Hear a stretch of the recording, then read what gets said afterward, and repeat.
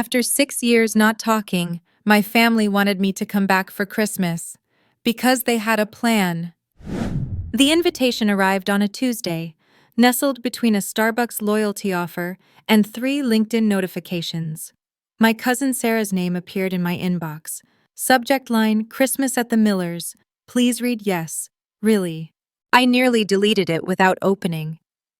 A reflex honed over 5 years of digital estrangement from my family.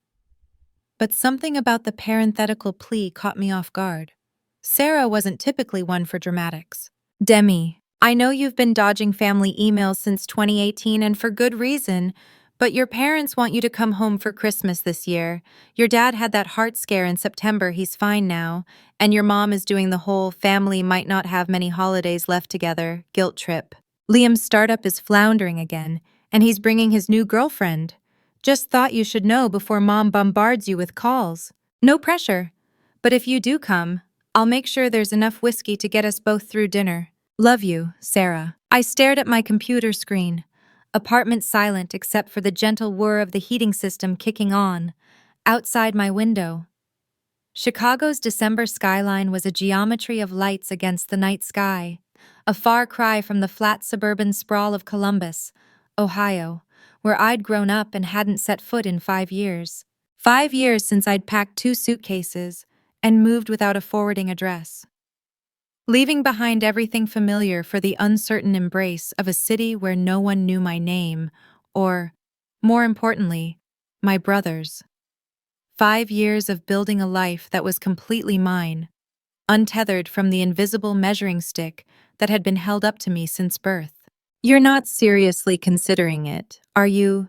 Tasha asked later that evening, reaching across my kitchen island to refill her wine glass. As my closest friend in Chicago and colleague at the financial consulting firm where we both worked, she was well versed in what I called my Ohio situation. I don't know, I replied, surprising myself. Maybe it's time. Tasha raised an eyebrow. The last time you talked about your brother, you said, and I quote, "If Liam were on fire and I had a glass of water, I'd drink it." I winced.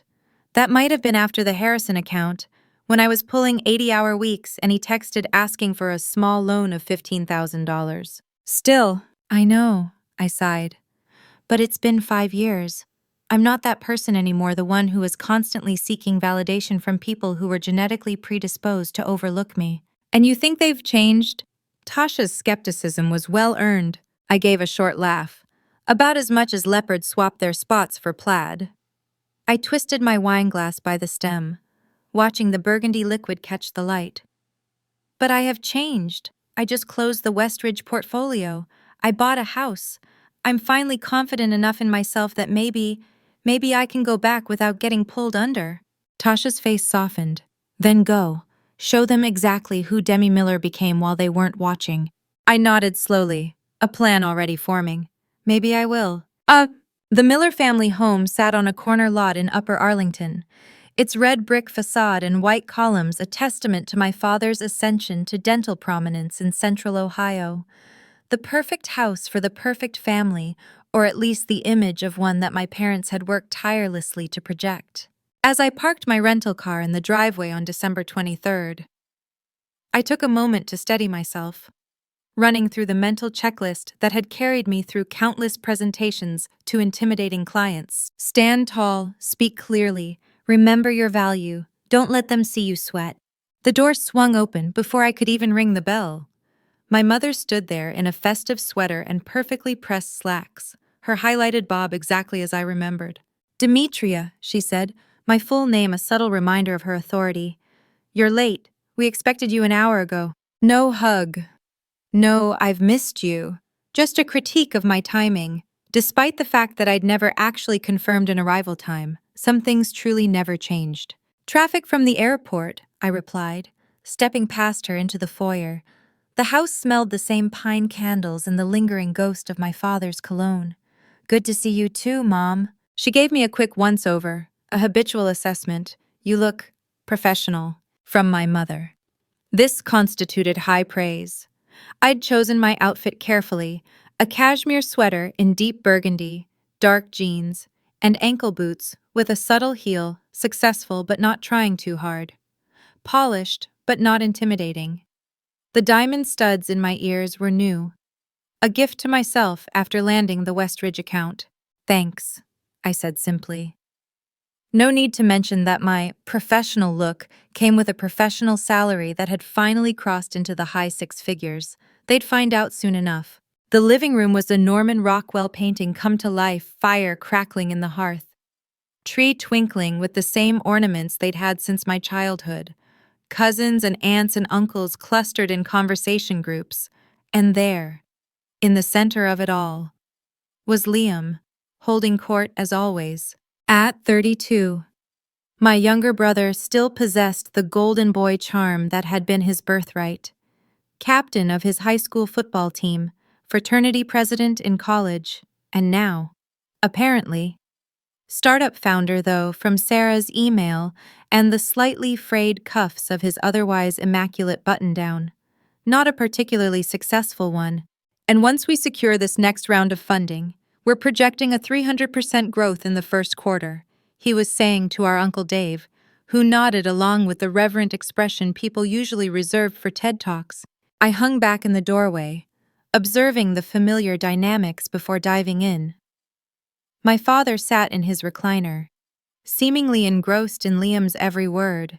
A pretty brunette I didn't recognize, presumably the new girlfriend, perched on the arm of the sofa beside my brother, gazing at him adoringly. Sarah spotted me first, relief washing over her face.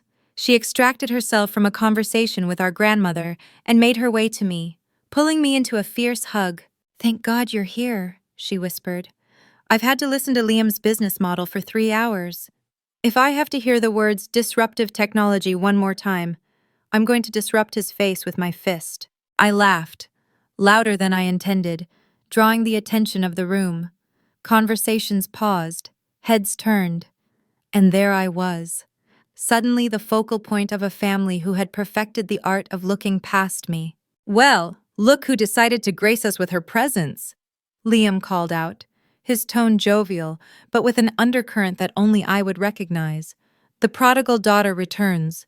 "Hello, Liam," I replied evenly, stepping fully into the room.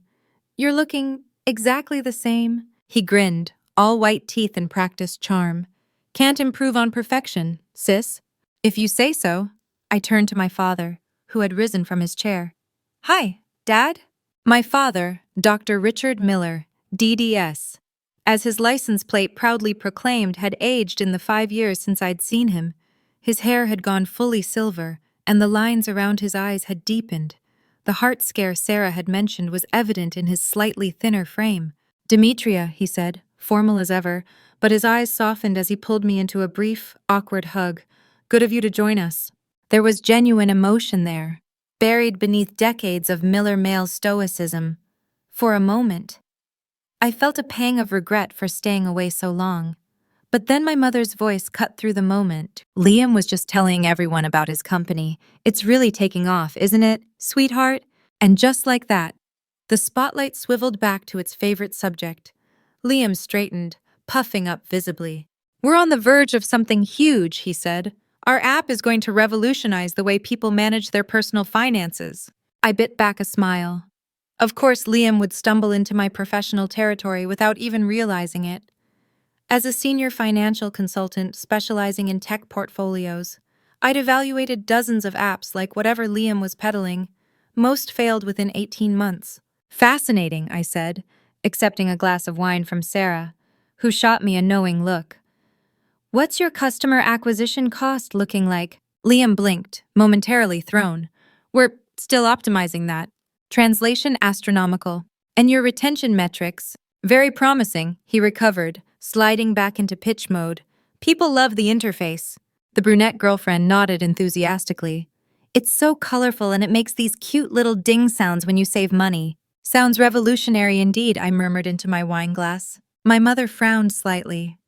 "Demi, not everyone speaks finance jargon. Liam's app is very user-friendly. That's what matters to regular people." There it was, the first dig. Subtle but unmistakable. I wasn't a regular person. I was difficult, complicated, too much. a familiar dynamic settling back into place like a dislocated joint snapping painfully back into its socket. Of course, I conceded, deciding to pick my battles. So, who's hungry? I passed a new Thai place on the way here. Oh, we're not going out, my mother replied. I've prepared Liam's favorite pot roast with those little potatoes he likes. Of course she had. Never mind that I'd been a vegetarian for the past 7 years, a fact I'd mentioned in multiple phone calls and the occasional holiday card I'd sent to maintain the barest minimum of contact. Great, I said, forcing a smile. I'll fill up on the little potatoes. Dinner was an exercise in déjà vu. My father at the head of the table, my mother at the foot. Liam on my father's right hand, the position of honor with his girlfriend Kendra beside him. I sat across from them, next to my Aunt Patricia, who spent most of the meal asking pointed questions about my situation. So you're still in Chicago renting, I assume. Actually, I just bought a house, I replied, serving myself another helping of green beans. In Lincoln Park.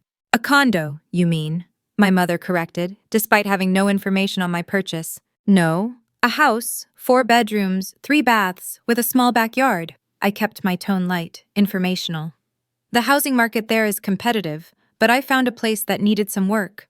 4 bedrooms. Aunt Patricia's eyebrows climbed toward her hairline. Rather optimistic for someone your age without a husband or children. I took a measured sip of water. Or perfect for someone who works from home occasionally and enjoys hosting friends. Demi's doing very well at her firm, Sarah interjected. Bless her. She was just made senior consultant. Right, senior partner, actually, I corrected, in October. A flash of surprise crossed my father's face, the first genuine reaction I'd seen from him all evening. But before he could speak, my mother jumped in. Well, that's nice, dear. Liam's company is about to close their Series A funding round.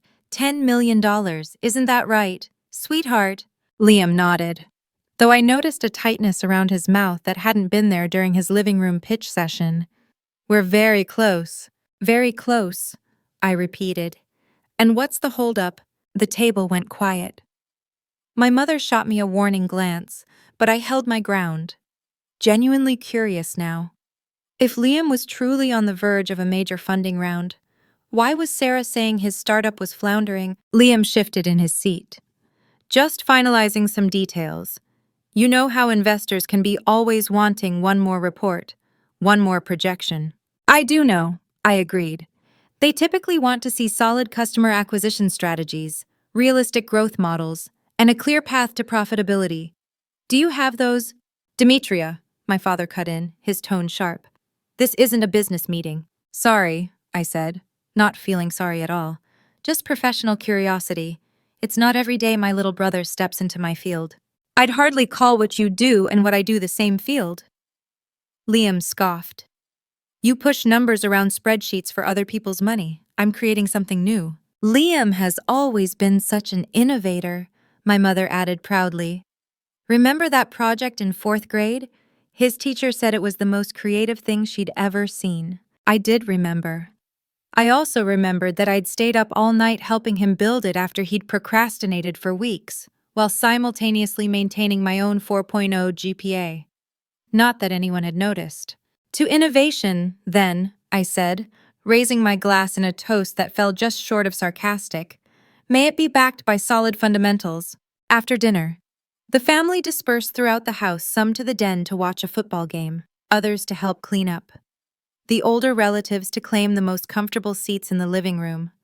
I volunteered for dish duty, needing a moment away from the performative family harmony. I was elbow-deep in soapy water when Liam appeared at my side with a stack of plates and a conspiratorial grin. So, big shot Chicago financial guru, he said, bumping my shoulder with his. How's it really going, making the big bucks now? I do all right, I replied cautiously, accepting the plates and submerging them in the sink. More than all right from the sound of it. A house in Lincoln Park, that's what, 3 million. I got a good deal. I wasn't about to give him the satisfaction of an exact number. Always the smart one, he said, leaning against the counter. So listen, I've been meaning to talk to you about something. Here it comes. I kept my eyes on the dish I was scrubbing, already knowing what was coming. This funding round is solid, really solid, he continued. But startup cash flow is always tricky. You know, we've got some investors dragging their feet, asking for more user testing data before they commit. I murmured, non-committal. The thing is, if I could show them we've already got operating capital, they'd be more likely to jump in, fear of missing out and all that. He lowered his voice, though we were alone in the kitchen. I'm looking for a bridge loan, just temporary 3 months, 6 at the most. How much? I asked, already knowing I wouldn't like the answer. 200,000. I nearly dropped the glass I was washing. You're joking. I'm not, he insisted. It's a sure thing. Demi, once we close this round, I can pay you back with interest. Hell, I'll give you equity if you want, ground floor opportunity. I placed the glass carefully on the drying rack and turned to face him fully. Liam, do you have any idea what my life has been like for the past 5 years? He blinked, thrown by the change in direction.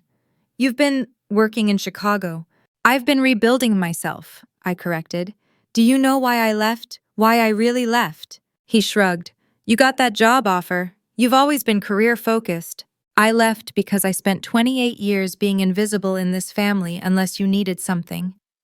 I left because I was tired of being the responsible one who never got credit, while you got celebrated for doing the bare minimum.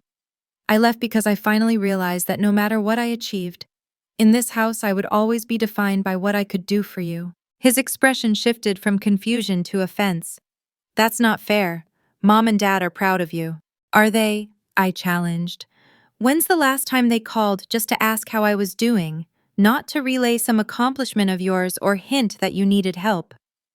When's the last time they remembered something important to me, like the fact that I haven't eaten meat since 2016? Not everything is about you, Demi, he said, a defensive edge creeping into his voice.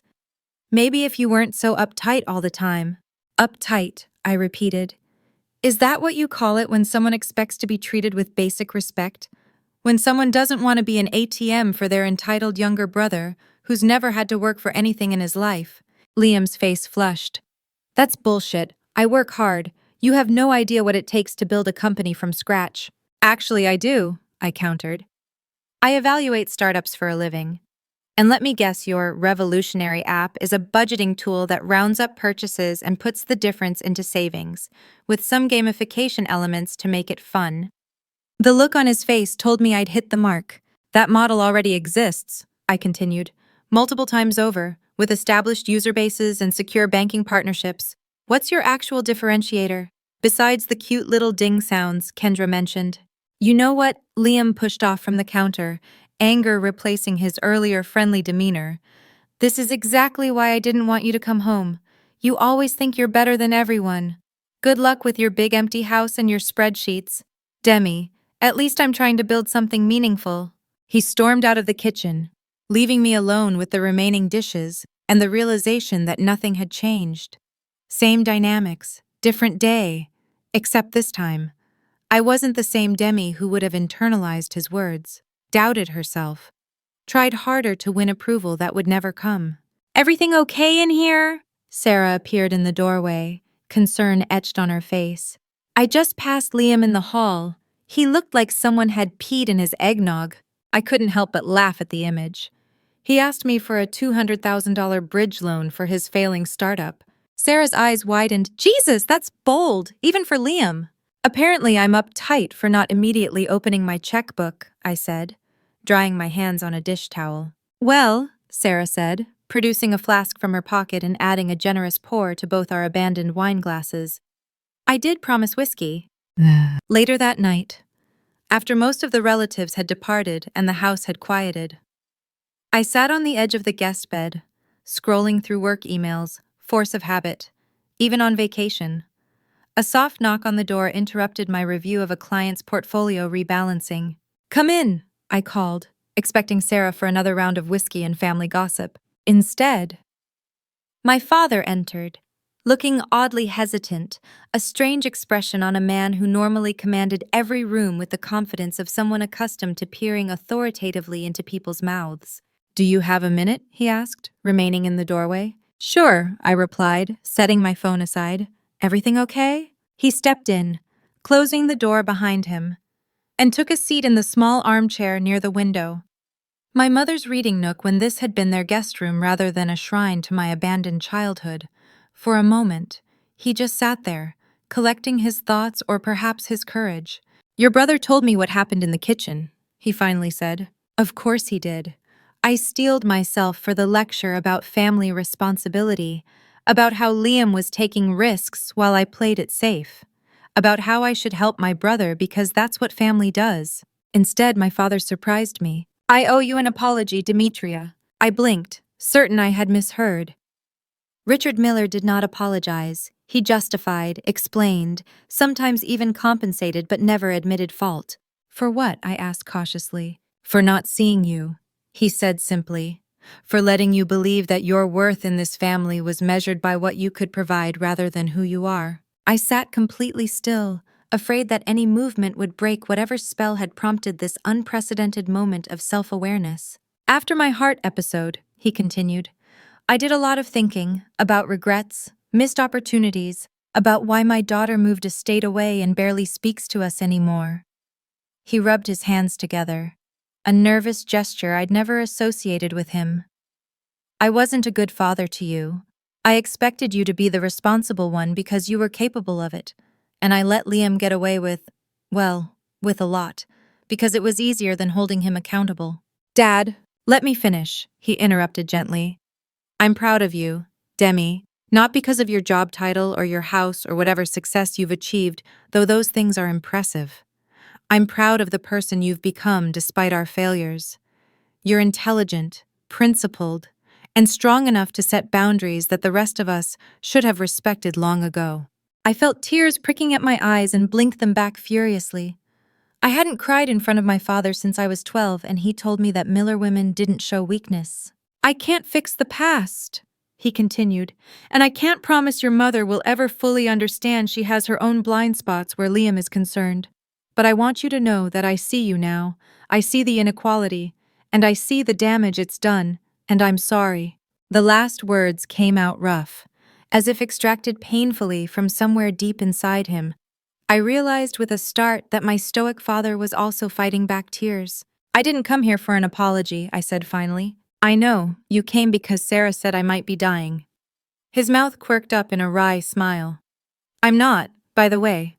At least not any faster than the rest of us." "Good to know." I returned his small smile, feeling something shift between us, not a complete healing, but perhaps the beginning of one. "For what it's worth," he added, "you were right about Liam's business. I looked over some of his projections last week, and they're optimistic at best. I've been trying to get him to reconsider his approach, but Liam doesn't take criticism well," I finished for him. "Never has." "No," my father agreed, much like his mother in that regard. This startled a laugh out of me. I couldn't recall a single instance of my father making even the mildest criticism of my mother in my presence.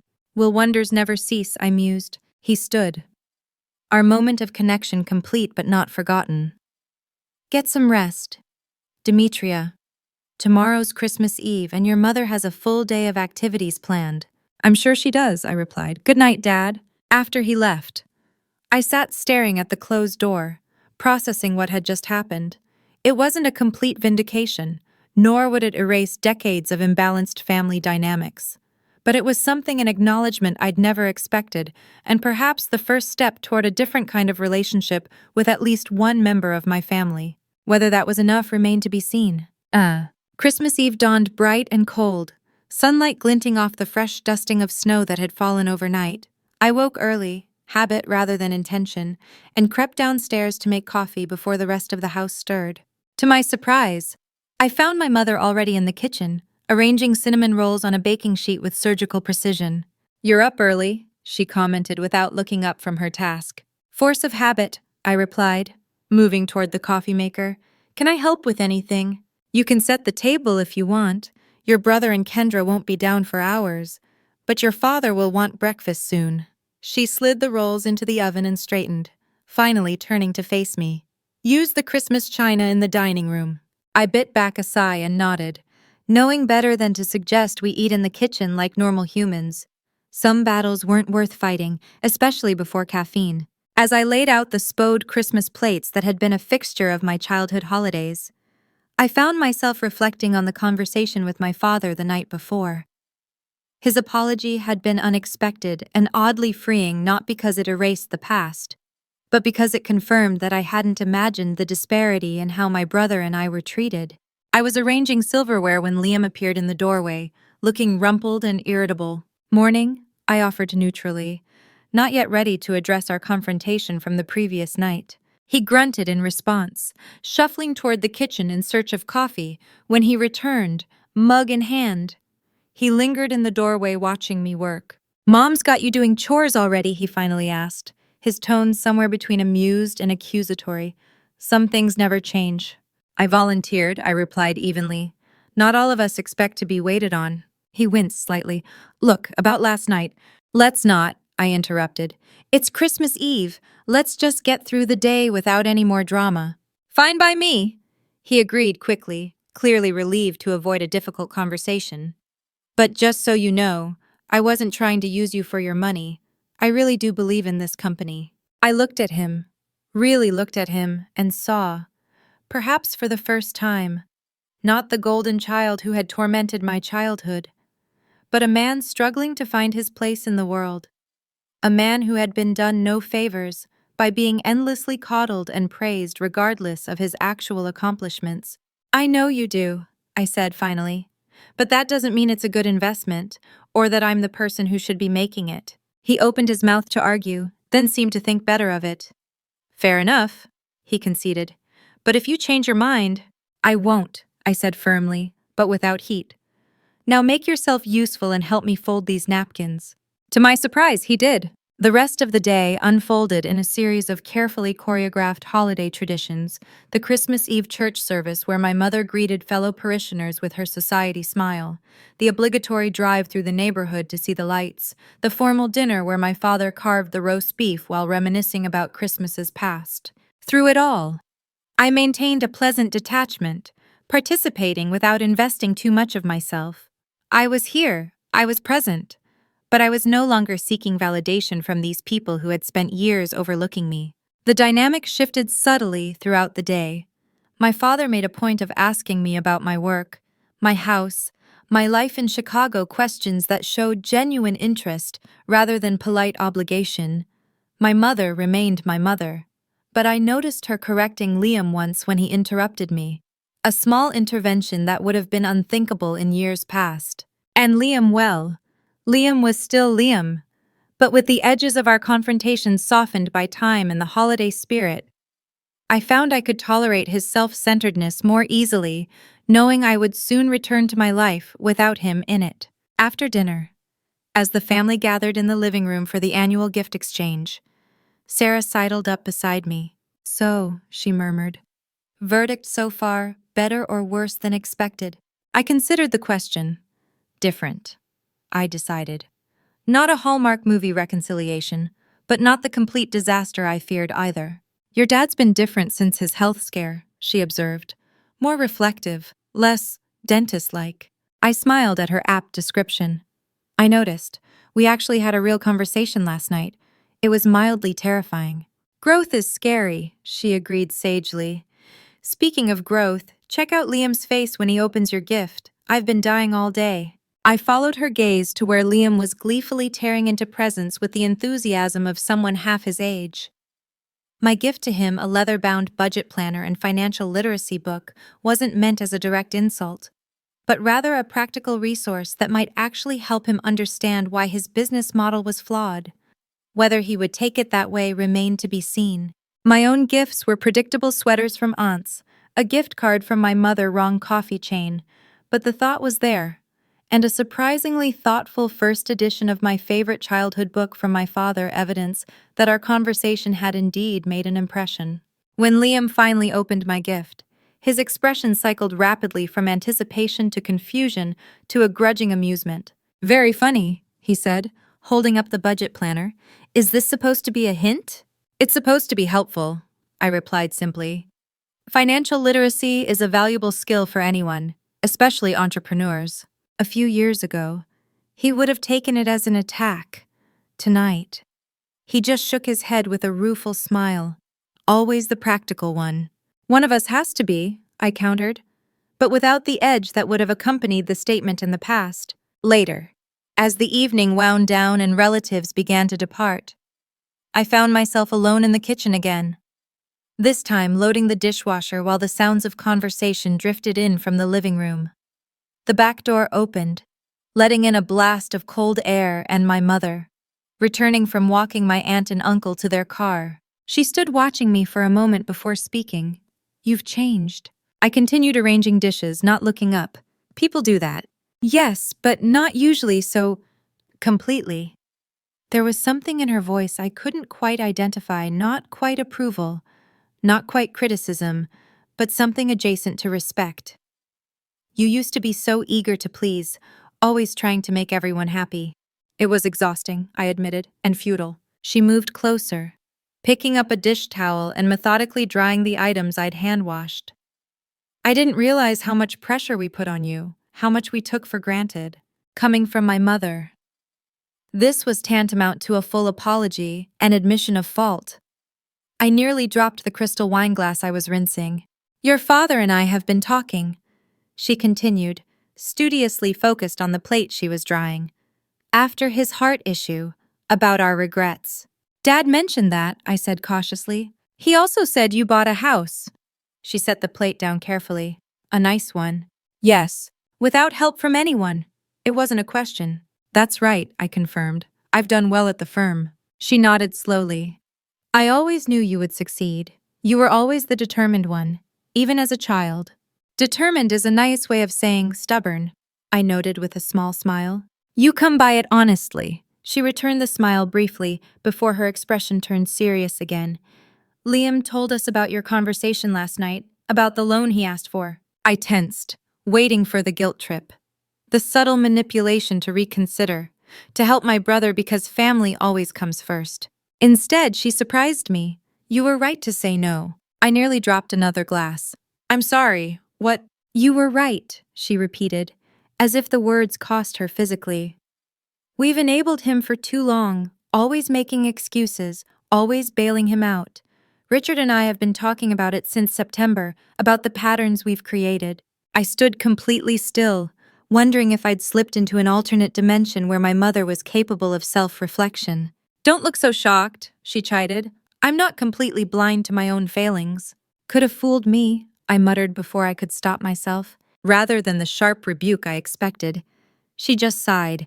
"I deserve that. I haven't been fair to you. Demetria, I've held you to a different standard than your brother, expected more from you, given you less credit. It wasn't right." I set down the glass I'd been washing, turning to face her fully. "Who are you, and what have you done with my mother?" She gave a small, surprised laugh. "Is it really so hard to believe that I can admit when I'm wrong?" "Frankly, yes." "Well?" She folded the dish towel with precise corners. "I suppose I've earned that skepticism, but I am trying. Demetria, your father's health scare. It puts things in perspective. Life is short. And I don't want to spend what time we have left, estranged from my daughter because I was too proud to acknowledge my mistakes." It wasn't a complete transformation.